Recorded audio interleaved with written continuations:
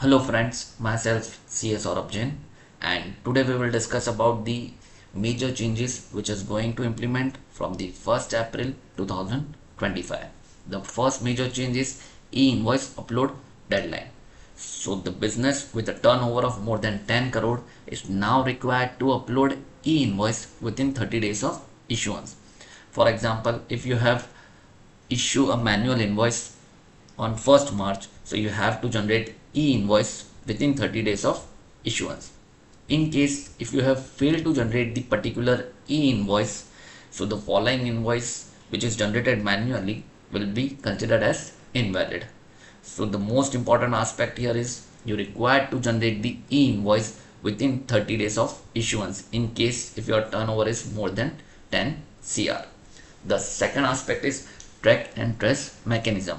Government is coming up with the unique ID marking on certain goods and which easily identified by the government so that the track and trace mechanism will be easy.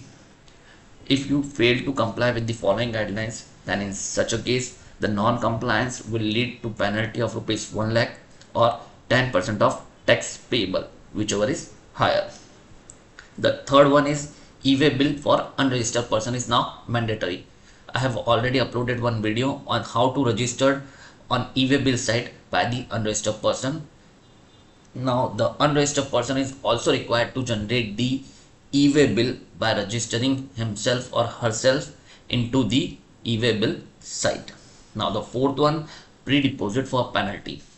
In case if you are filing the appeal which is only related to the penalty. So if you are filing an appeal which is only related to penalty, then in that case the pre-deposit will be reduced from 25 to 10%. Now the GSTR 3B. Now a new field will be added for the late fees and interest from the 1st April 2025. It may possible that it will auto calculate the interest and late fees in the same month only. Current situation, the interest and late fees will be auto calculated in the subsequent month GST return filing. Now the mandatory ISD registration.